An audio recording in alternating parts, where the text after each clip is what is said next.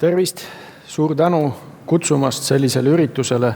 Coop, palju õnne nii väärika tähtpäeva puhul.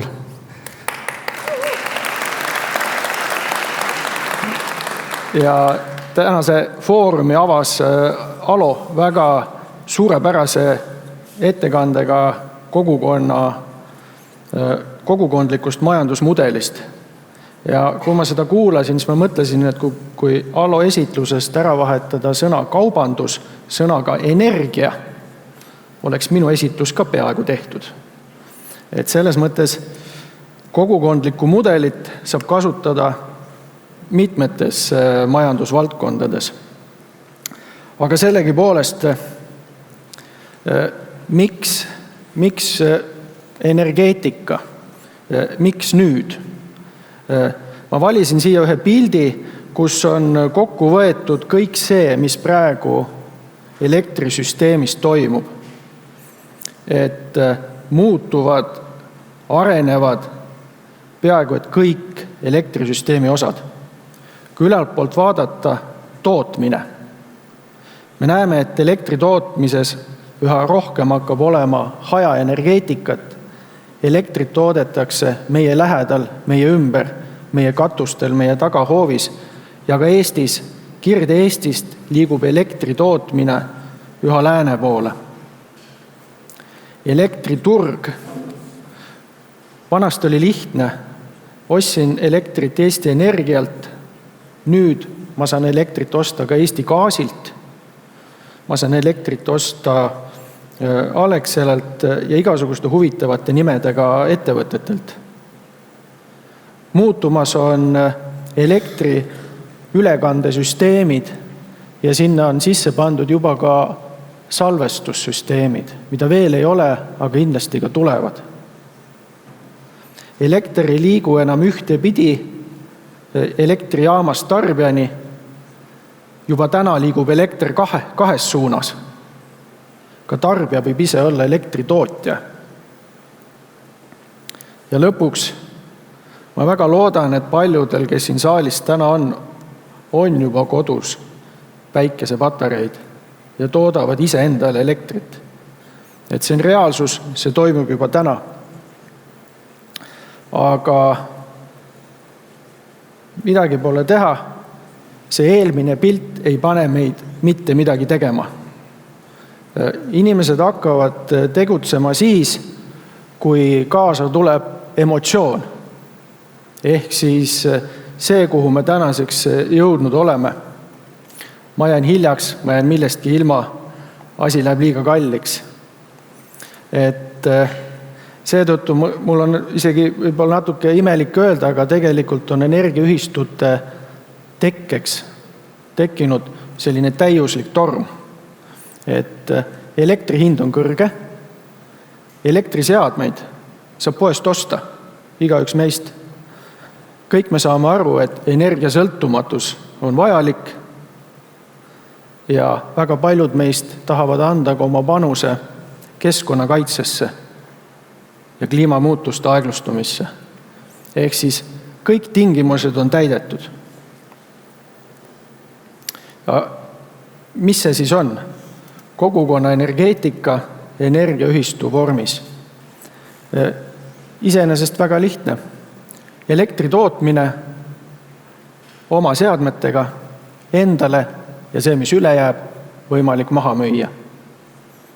Ehk täpselt sama majandusmudel, mida kasutab Coop, eelnevad laval olijad, E-Beam, tõuloomakasvatajate ühistu ja Tuleva. Et sisuliselt ühistulist mudelit saab väga edukalt ära kasutada ka elektri tootmiseks.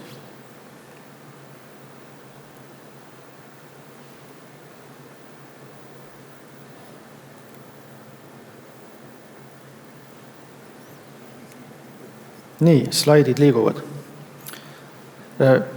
Kes võivad olla energiaühistu liikmed, millest energiaühistu kokku võib tulla? Õnneks ei ole see üldsegi piiratud. Energiaühistu võivad moodustada ühe kortermaja elanikud, ehk siis korteriühistu. Need võivad olla ühe tänava elanikud, ühe asula elanikud, ühe valla elanikud.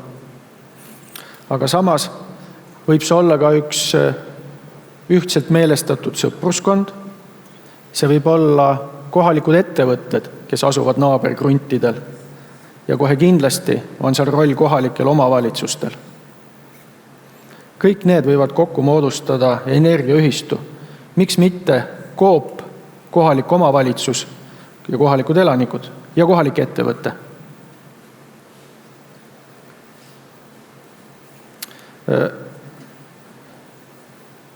Just tänu sellele, täiusliku tormi tulemusena me alustasimegi ja panime püsti esimese Eesti energiaühistu just sellel eesmärgil, et ise rajada enda pargid, ise toota, tarbida ja võimalusel ülejääk müüa. Me alustasime eelmise aasta veebruarikuus, nii et me just alustasime oma esimest aastasada, aga 36 liiget oli meil eelmisel aastal. Tänaseks on meid juba 81. Ja ma panin siia slaidile meie asutajate liikmete pildid koos nimedega, ilmestamaks seda, et meie seltskonnas on kliimaaktiviste, meie seltskonnas on kohaliku omavalitsuse tegelasi, pankureid, meil on ka energeetikaettevõtjaid, juriste, ehk tegelikult läbilõige kõikidest Eesti inimestest, keda kõnetab taastuvenergia tootmine ühiselt.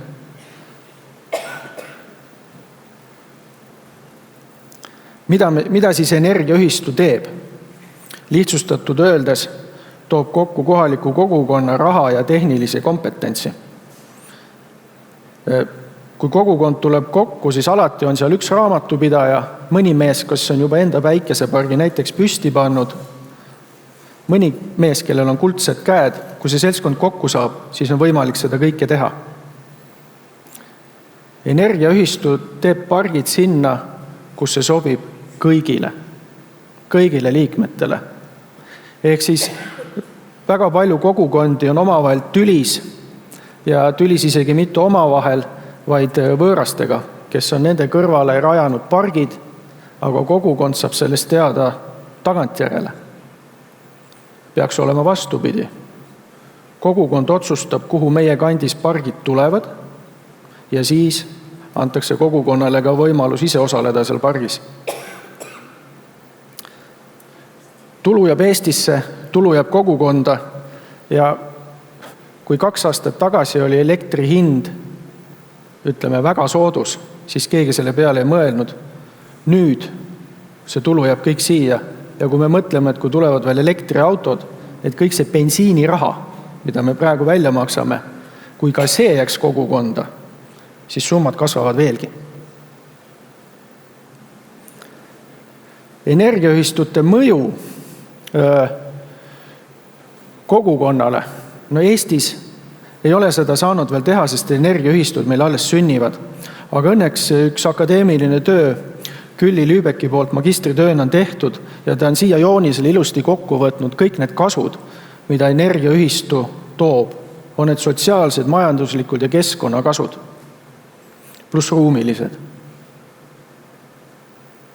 Energiaühistu võimaldab kõikides nendes asjades kogukonnal osaleda, aktiivselt panustada ja ise ehitada oma kogukonda paremaks, nagu Coop teeb.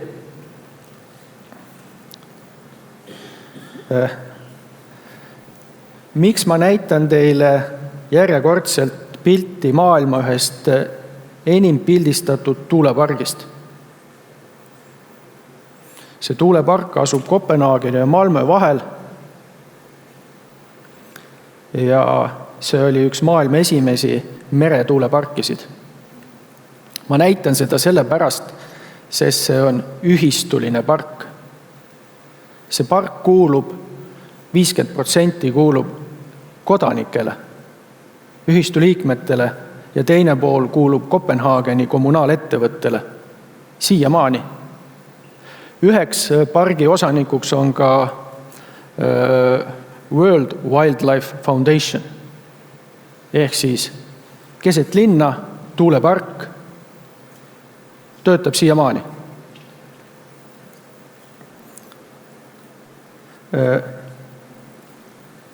ühistuline energia tootmine saigi aluse just tuuleparkidest, sest need tuulepargid olid olemas, see tehnoloogia oli olemas.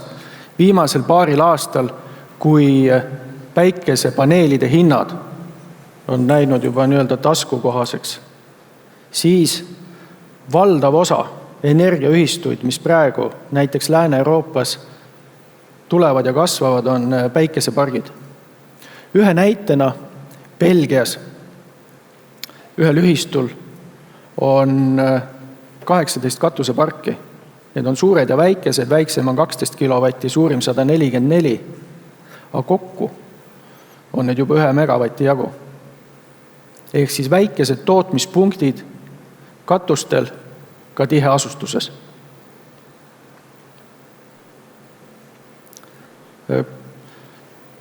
Ma olen kindel, et kuna me alles alustasime, siis energiaühistute potentsiaal Eestis alles hakkab ilmnema. Aga 2015. aastal tegi Arengufond põhjaliku analüüsi, et kui suur võiks olla energiaühistute potentsiaal Eestis aastal 2030, siis ma ei vaidleks neile numbritele üldse vastu. Ma arvan, me saavutame need numbrid kiiremini, enne 2030. aastat.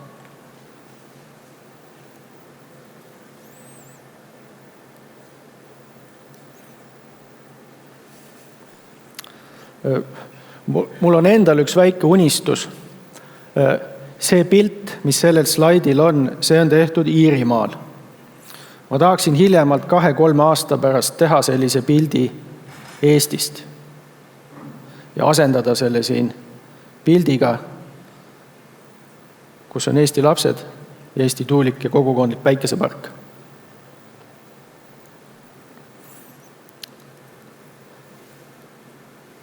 Ja igaüks peab tegema esimese sammu. Astu liikmeks, algas energiaühistute esimene aastasada. Aitäh!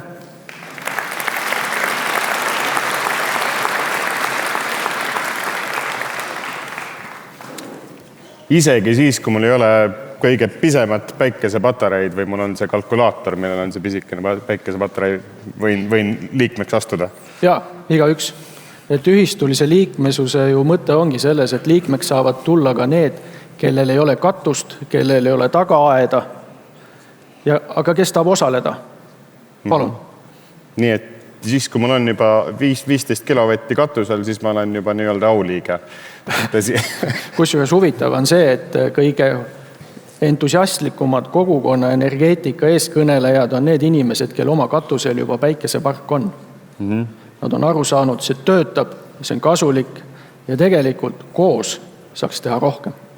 Mis see kompvek on, mida ühistu liikmelisus võiks pakkuda? Et ma ise koha peal mõtlesin välja, et täna, kui ma müün Oliverina otse suurele korporatsioonile oma energiat tagasi, et siis ma võib-olla ei saa seda kõige paremat sisseostuhinda. Müües kõik koos, võib-olla saan natukene parema hinna kaupelda. Ise küsin, ise vastan. Väga hea. Ja pluss mina lisan siia juurde veel kõik see midagi muud rahalistele väärtustele. Me teeme midagi koos, see raha jääb kogukonda ja me saame need taastuv energiapargid püsti panna sinna, kuhu nad tõeliselt sobivad, kus kõik kogukonna liikmed on sellega nõus. Siin on niisugune väga spetsiifiline küsimus, mille osas ma ei ole kindel, kas mina seda jagan, aga esitan sellegi poolest. Suurem osa mikrojaamasid on on-grid jaamad, mis elektrikatkestuse korral ei toimi.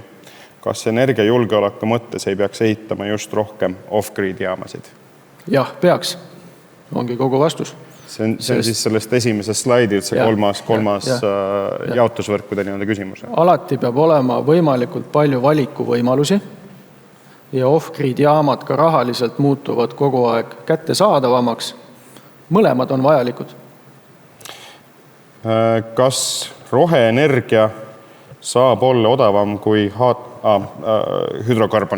hüdrosüsinike põhine, mis eestikeelne sõna on, siis hydrocarbonsist.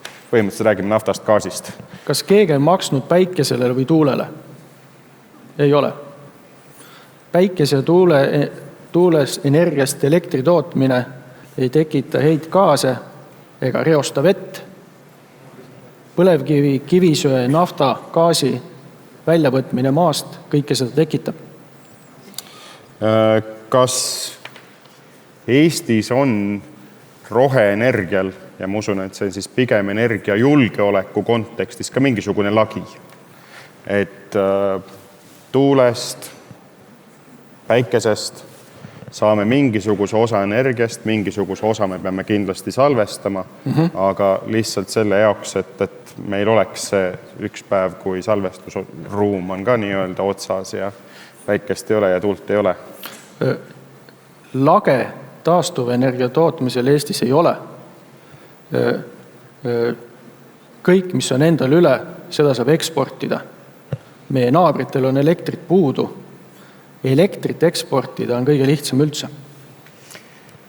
Kas sellest osalt energia hinnakriisist oleme saanud õiged õppetunnid? Sellepärast, et ma olen kuulnud ka, et arvamusi, et kõik see ju tähendab seda, et me peaksime aina rohkem nii-öelda meie maavara ahju ajama.